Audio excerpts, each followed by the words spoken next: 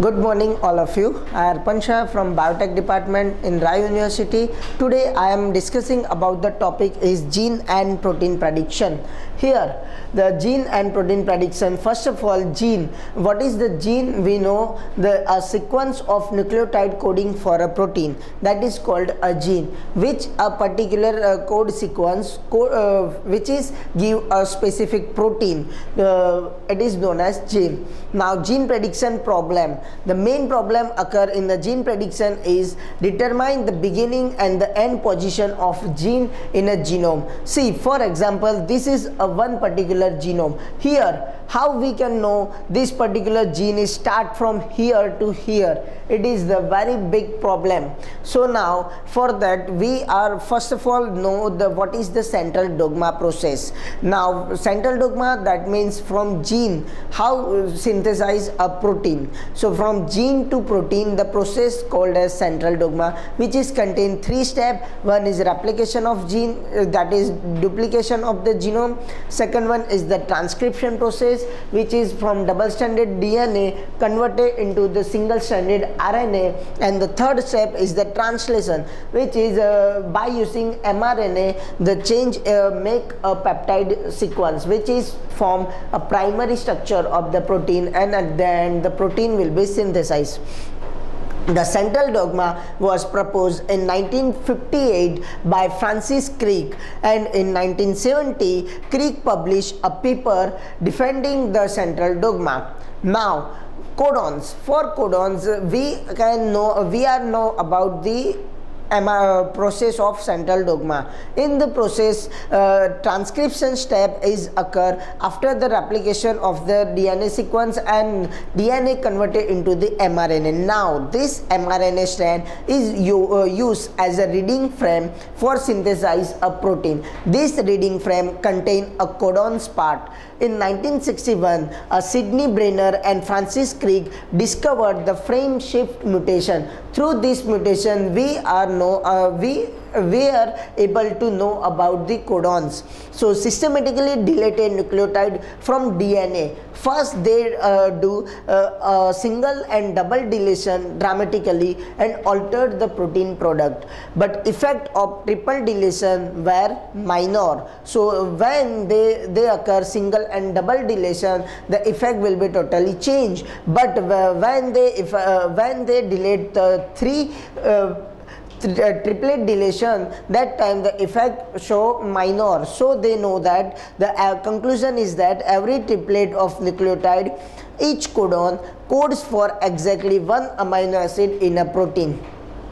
But later we studied that three consecutive nucleotides, it's known as codon, which is totally present is 64, because there are four nucleotides are present in our body, that is A, T, G and C. From these 4 cube is equal to 64 possible codons. So there are chances to make a 64 codons, which is code for 20 amino acids. So it is possible that more than one codon code for same amino acids. So genetic code is degenerative and redundant, include the start codon and the stop codon. Codon are the different type, but there are 4 different type of codons, which is very useful, very important for start the transcription process. The one is AUG, which is the start codon, and another 3 is UGA, UAA and UAG. These are the stop codons, which is useful for the start of the gene and the end of the gene. And amino acids may be coded by more than one codon. See here, in 1977, Philip Sharp and Richard Roberts experimented with mRNA of exon of viral proteins. Now, what is the exon and introns? In eukaryotes, the gene is combination of the coding segment, that is the exon, and non-coding segment, that is the introns. Intron and exon both are interdispersed with each other. The intron is always present between the exons. Now if we want to make a protein, we have to splice that particular intron into the that particular intron from the sequence, and different exons are attached with each other. So this intron and exons, this makes computational gene prediction in eukaryote even more difficult, because even in gene, intron, that is non-coding region, is present. So the identification of the gene in the whole genome, it is very difficult in the eukaryotes. But in the case of prokaryotes, don't have introns, so genes in prokaryotes are continuously. Now see exact diagrammatically presentation. Here the exon 1, 2, 3, three different type of exon interspersed between the intron 1 and intron 2. Now transcription process occur, one mRNA form. If this mRNA, through the splicing mechanism, intron regions are go out, splice out, and the exon region are attached with each other, which is able to translate into the protein. Now overall in our body only 5% coding region are present. That means out of 100%, 95% are the non-coding region, which is not coding for protein. Only 5% coding regions are present in our body, which is code for the protein. Now for this intron and exon, the main problem is that how we are know about the where intron and exon regions are present. So for that they have a specific concessive sequences, which is conserved regions, which is always present in the start of exon and the end of exon part. These two type of conserved region, the one is GT and second one is AG, which are always present on the start and end part of the exon. So through splicing mechanism we are cut them and we are identify that this is the our exon part. So exon are interspersed with the intron and typically flanked by GT and AZ region. So here GT region start the intron part and the acceptor part AZ region at the end. Now what is the promoter region? Through accept, start and stop codon, the promoter region is the most important part. Because of promoter, the promoter are induced the transcription process. So the promoter are the DNA segment upstream of transcripts that initiate the transcription, which is 5' to 3'. So promoter attract RNA polymerase to the transcription sites. Promoter is a very most important part. Here the RNA polymerase come and bind to the promoter and start the transcription process. Now after transcription process, mRNA, it is a premature mRNA.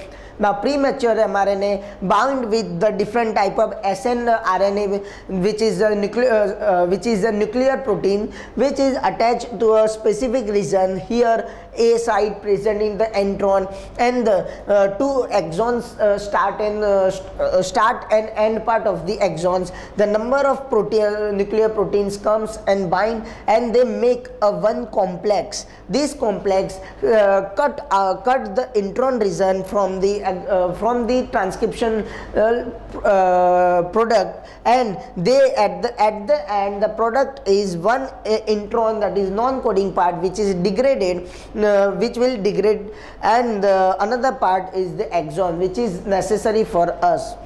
Now the splicing mechanism, the adenine recognition site here is present in the intron mark introns. Now snRNPs, these all are snRNPs bind around adenine recognition site. The spliceosome thus form. This complex is form spliceosomes. Now spliceosome excise introns in the mRNA. See here intron are removed through the spliceosomes. Now this process is diagrammatically representation one by one. The all snRNAs bound with the intron part and the exon end, and they change the structural component. After then they seize the intron region, and the intron are removed and the exon part are joined with each other. Now two approaches to gene prediction, one is statistical and second one is the similarity based. Now, in the statistical approach, the coding segments, that is the exon, have typical sequences on either end and use different subwords than non-coding segments intron. So the either end exon have a specific reason, through that we are predict that here exon part is present. In the case of similarity base, many human genes are similar to gene in mice, chickens, or even bacteria. Therefore, already known mouse, chicken, or bacterial gene may help to find out the human genes. Now, the next part is the transcription for genetic code and stop codons. I already mentioned three type of stop codon: UAA, UAG, and UGA. Present is the end of the codon part and one ATG, that means AUG present in the mRNA part is the start codon. So through start these codons are tRNA came on this particular site, which is having anticodon part, which is complementary to the codon, and it contains its 3' 1 amino acids. Now it is anticodon part attach with the codon part, and they transfer its amino acid to the another part, and they form a peptide bond, and immediately this process is continuously repeat, and different type of tRNA come with different type of amino acid. By reading a specific codon, they form a one particular straight chain of the amino acid, which is called a peptide chain, and they form a protein. Now, what is the long versus short ORF? ORF means the open reading frame. That means where is the place where the DNA duplication or the transcription process it start. This is the common origin region. So, long open reading frame may be a gene at random. We should expect one stop codon every 21 codons, because overall total number of codon are the 64. So, divide by 3 is the 21. Now, however, genes are usually much longer than this. But a basic approach is to scan for ORFs whose length exceeds certain thresholds. This is naive because some genes are relatively short. Now, create a 64 element hash table and count the frequency of codon in an ORF. Amino acid typically have more than one codon, but in nature certain codons are more in use. So uneven use of the codon may characterize a real gene. See here in this table there are different type of codons present, but the amino acid are the same. So it shows that the different type of codon will give a same type of amino acid, but the frequency of some type of codon gives a one particular amino acid is measured. See here, this is the percentage of the frequency. So for this AGC gives serine amino acids, the frequency are the higher as compared to other serines, other codon which will give serines. Now, the promoter structure in the eukaryote. We just seen about the promoter, which is help to induce the transcription process by attaching with the RNA polymerase. So, promoter are present in eukaryote and prokaryote. Both are the different. First of all, in prokaryotes, it contains -10 and -30 regions. -10 regions, it's known as Pridno box, and the -30 region, it's known as Gilbert box. And for +10 region, it is contain a ribosome binding site, where ribosome molecule comes and attach at that particular site. So it is very important for the gene prediction. See here, this is the ribosome binding attached site. Now, splicing signals, it's very important for the detecting of the gene. So try to recognize a location of the splicing signal at exon intron junctions. This has yielded a weak conserved donor because splice site splice site and acceptor slides. So profiles for sites are still a very weak and lends the problem to the hidden Markov model approach, which capture the statistical dependencies between the sites.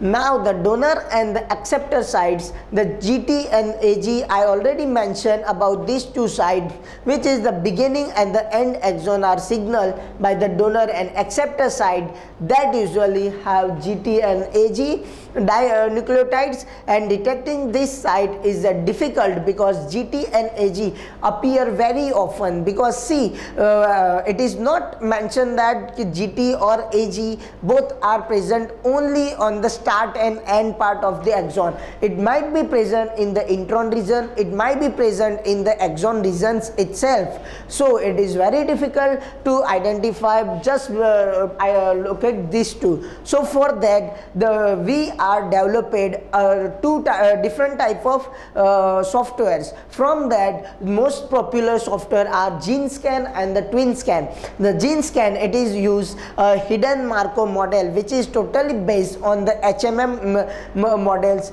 and the TwinScan use both HMM and similarities. Similarity means if I know about any particular gene which is present on me and I want to say identify same gene in the another organism, so I can easily predict or easily compare with my gene which is which have all type of information. So through these two, in the TwinScan we can able to predict the number of slides. So TwinScan and GeneScan are the very popular sites. So thank you.